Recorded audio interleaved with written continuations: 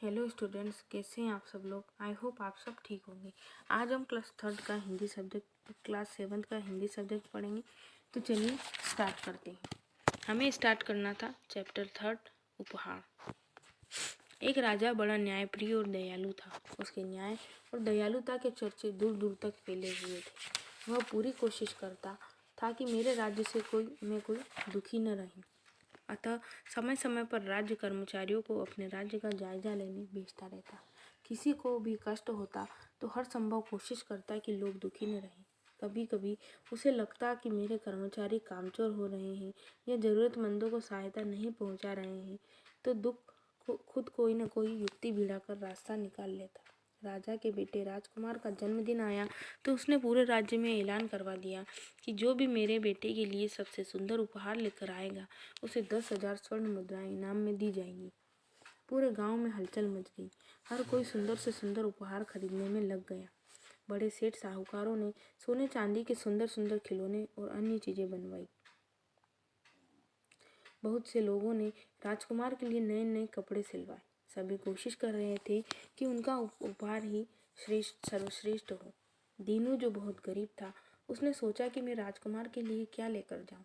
घर में आटे की सिवाय कुछ नहीं था। सो उसने पत्नी से कहा कि तुम इस आटे की रोटियां बना दो तो मैं राजकुमार के लिए रोटियों का उपहार लेकर जाऊं। पत्नी ने कहा, क्या पागल हो गए हो? हमारे जैसे गरीब की रोटियों को तो उनके कुत्ते भी नहीं खाते। लोग सोने चांदी और हीरे मोती से बनी वस्तुएं ले जा रहे हैं। ऐसे में तुम्हारी इन सूखी रोटियों को कौन पूछेगा? दीनू ने कहा, अरे भाग्यवान, यह तो मैं भी समझता हूँ, लेकिन उपहार के बहाने मैं भी राजा और राजकुमार के दर्शन कर लूँगा, उनका आलीशान महल भी देख लूँगा। दीनू की पत्नी ने सारे आटे की रोटियां बना दी।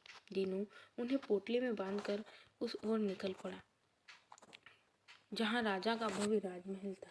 चलते चलते रास्ते में उसे एक भिखारी मिला। दीनू ने सोचा, बेचारा भूख से कितना कमजोर हो गया है। मेरे पास जो रोटियां हैं उनमें से 4 इसको दे दूंगा तो क्या फर्क पड़ जाएगा।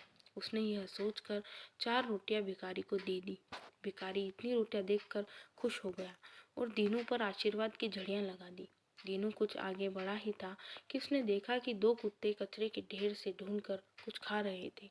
भूख से उनके पेट चिपके हुए थे। दीनू ने 2-2 रोटियां दोनों कुत्ते के आगे डाल दी।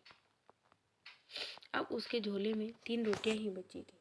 कुछ दूर चलने पर उसे एक गाय मिली और उसके साथ एक बछड़ा भी था जो लगातार उसके माँ के थन खींच रहा था, लेकिन उसमें दूध नहीं था। दीनू गाय को हमेशा ही श्रद्धा से गौ माता के रूप में देखता था।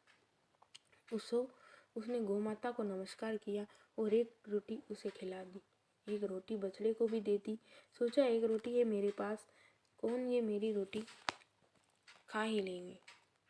अतः उपहार के लिए एक रोटी ही काफी है। राजा दरबार में पहुंचकर वह हक्का बक्का रह गया। वहां की भव्यता देखकर उसने अपने कपड़ों और अपनी रोटी पर शर्म आने लगी। बड़े बड़े लोग सुंदर से सुंदर उपहार लाए थे। रात दरबार में जगमग करते उपहारों का ढेर लग गया। दीनू ने अपना झोला कसकर पकड़ लिया और एक कोने में खड़ा हो गया। अचानक राजा की नज़र उस पर पड़ गई। राजा ने कहा, भाई आगे आओ, तुम क्या उपहार लाए हो मेरे बेटे के लिए, और तुम्हारा नाम क्या है? दीनू सकचाता हुआ आगे बढ़ा और नर्म सुंदर कालीन पर अपने मेले पांव रखने में भी उसे संकोच हो रहा था। राजा ने कहा, आगे आ जाओ, डरने की कोई बात नहीं है। दीनू ने आगे बढ़कर राजा को प्रणाम किया और बोला, हुजूर, मेरा नाम दीनू है, यहाँ से 4 कोस दूरी पर मैं रहता हूँ। राजा ने कहा, आओ लाओ, क्या उपहार लाए हो, निकालो झोले से। दीनू ने सकसाते हुए झोले से रोटी निकाली और राजा के सामने रख दी। दरबार में उपस्थित सभी लोग खिलखिलाकर हंस पड़े। राजा ने कहा, सब खामोश रहें। फिर दीनू की तरफ हाथ बढ़ाकर रोटी ले ली और पूछा, भाई दीनू, एक ही रोटी? एक रोटी से मेरा और राजकुमार का क्या होगा? उसने रास्ते का सारा वृत्तांत कह सुनाया और बोला, हुजूर, मुझे आपके लिए उपहार लाने की हैसियत कहाँ है। यह तो जो कुछ मेरे पास था वही लेकर आया हूँ ताकि आपके दर्शन कर सकूं। रास्ते में जरूरतमंदों को मैंने रोटियां बांट दी। एक रोटी इसलिए बचाई कि इसी बहाने मैं आपके दर्शन कर पाऊंगा। राजा ने उसे कुर्सी पर बैठाया और सभी जनों के बीच ऐलान किया कि आज सबसे अच्छा उपहार दीनू लाया है। सोने चांदी की हमारे खजाने में कमी नहीं है। दीनू जो उपहार घर से लेकर चला था, उसमें से रास्ते में जिन जिन भूखों की भूख उसने बुझाई है, उनकी दुआएं भी वह राजकुमार के लिए लाया है। अतः 10,000 स्वर्ण मुद्राएं दीनू को जाती, साथ ही जीवन भर के लिए इसका और उसके परिवार का भरण पोषण भी राजकोष से होगा। इसे राजाज्ञा समझा जाए। इसे 10 एकड़ जमीन भी दी जाती है, जिस पर वह खेती करे और जरूरतमंदों लोगों को रोटी दे। राजा के इस निर्णय से सभा में उपस्थित सभी हतप्रभ और आश्चर्य थे। हमारा लेसन यहीं एंड होता है। मिलते हैं अगले वीडियो में नए लेसन के साथ। तब तक के लिए goodbye and take care.